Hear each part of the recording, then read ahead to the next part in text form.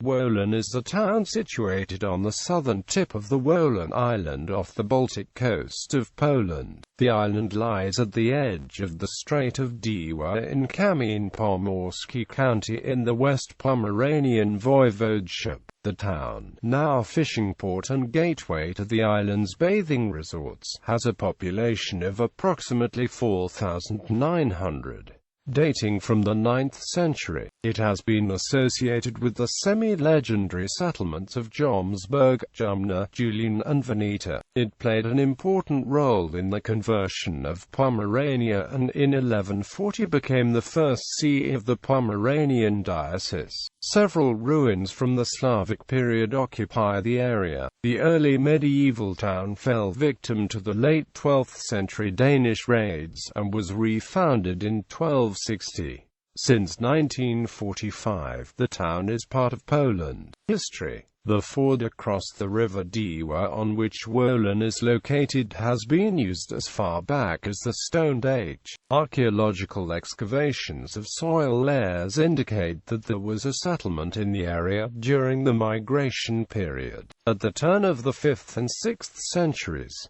The place was then abandoned for approximately 100 years. At the end of the 8th and the beginning of the 9th century, the area was leveled and a new settlement constructed. The earliest evidence of fortifications dates to the first half of the 9th century. In the second half of the 9th century, there was a central fortified area and two suburbs, to the north and south of the center. These became enclosed and fortified between the end of the 9th and the 10th centuries. In the 8th century, there was a West Slavic settlement on the island. The name of the local tribe was recorded as Wilanzani in the 9th century by the Bavarian geographer, and is considered a sub-tribe of both the Slavic Pomeranians and the Veleti. The Wolinians are described by Jan Maria Piskorski as the most powerful Pomeranian tribe, due to the control of a multi-ethnic emporium at the site of the present-day town. Similar emporia were also set up elsewhere along the southern coastline of the Baltic Sea since the 8th century. This emporium, by contemporary chronicles referred to as Jumne or Julin, began to prosper in the 9th century. Archaeological research has revealed seaside fortifications that have been dated back to the beginning 10th century, and also remnants of older fortifications, probably pointing to an earlier borough with an adjacent open settlement. In the 960s, the Jewish merchant Ibrahim ibn Jacob described the settlement as a town with several thousand inhabitants and 12 gates. Besides the Wolinians, there were Scandinavian Saxons and Rus. Later, the town was mentioned in the chronicles of Adam of Bremen. Adam mentioned a lighthouse which he described as the Lamp of Vulcan.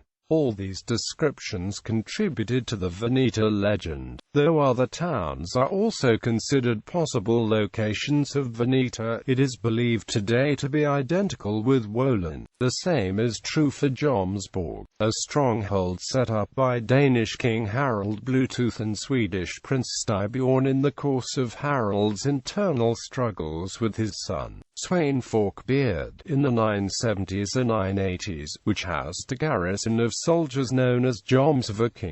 In the late 10th century, the Polish dukes Moscow I and Boleslaw I Chrobry subdued parts of Pomerania and also fought the Wolinians. Despite a victory of Moscow in a 967 battle, the Polish dukes, according to Jan Maria Piskorski, did not succeed to subdue the area. Vladislav Filipowiak, however, says that the battle probably led to the establishment of the rule of the winner over the town. Quote, in 1982, Joachim Hermann suggested that Boleslaw had established a Viking colony under Palnatoke to defend his realm, a thesis that in 2000 had been revisited by Leszek Slupecki, who, like Vladislav Duchko, called for further research on resident Vikings in Jomsburg, Wolin. Filipowiak says that, based on the archaeological evidence, there might actually have existed in Wolin a mercenary company placed by the PIASD rulers in the unruly town, which in 1007 informed the German emperor that Boleslaw the Brave had been weaving a dangerous plot, but also points out the need for further research on this subject. The meeting with Henry II, Holy Roman Emperor in Regensburg on 6 April 1007 resulted in the latter declaring war on Boleslaw, after Wolin and other delegates had reported that Boleslaw was preparing for war and had sought the support by offering money and making promises. Oscar Eggert and Philip Auiac say that suggests that the town was independent in its policies by the time. Philip Auiac further says that in the 11th century, Wolin became a safe haven for Danish refugees, which in that period led to inner unrest and conflicts as well as pirate activities.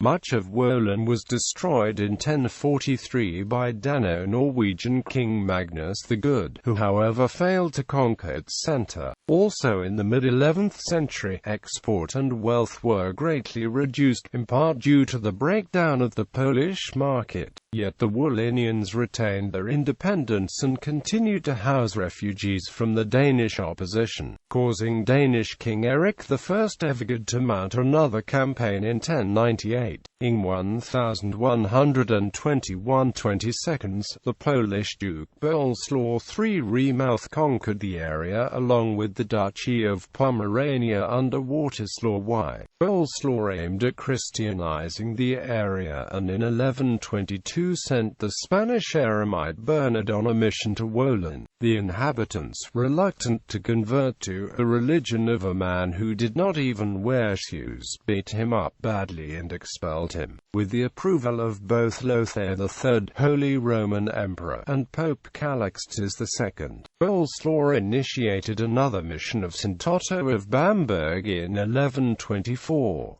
When Otto, a respected and wealthy man accompanied by German and Polish clergymen and military units, arrived in Wolin, he had already successfully converted the Pirates and Kamień areas. Yet, he was met with distrust, and the town's inhabitants finally gave in to convert to Christianity only if Otto managed to convert Szczytland, which the Wolinians assumed was unachievable. Yet when Otto, after 2 months' work and threatening with another military intervention, managed to convert Szczytland, he returned to Wolin and the Wolinians accepted conversion. Otto's second mission in 1128 was initiated by Holy Roman Emperor Lothair in 1128 after a pagan reaction. While this second mission was oriented more towards western Pomerania, Otto also visited Wolin again. Władysław I, Duke of Pomerania, supported and aided both missions. In 1140, Wolin was made the first episcopal see in Pomerania. Pope Innocent II founded the diocese by a papal bull of 14 October, and made Wolin's Church of St. Adalbert its see. However, the see was moved to Grobe Abbey on the island of Usedom after 1150. At the same time, Wolin economically decayed and was devastated by Danish expeditions, which contributed to the move of the episcopal see to Grobe. The Danish campaigns completely wiped out the town in the late 12th century. On the ruins of the early medieval town, a new town was founded and granted Lubeck law. The town remained in the Duchy of Pomerania, passing with the Duchy of Pomerania Stettin to the Swedish crown following the Treaty of Stettin, the Peace of Westphalia and the Treaty of Stettin. Since the Treaty of Stockholm of 1720, it was incorporated into the Prussian province of Pomerania. The town subsequently became part of the German Empire, then its successor states, the Weimar Republic and the Third Reich. In 1945, with the conclusion of the Second World War, Wolin was conquered by the Red Army and handed over to Poland, and the German population was expelled. The town was once again named Wolin and resettled by Poles. Gallery. Twin towns. Venançu, France. Staffanstorp, Sweden. Usedom, Germany. People from Wolin. Johannes Bugenhagen, Protestant reformer; Ernst Georg Ferdinand Custer, surgeon.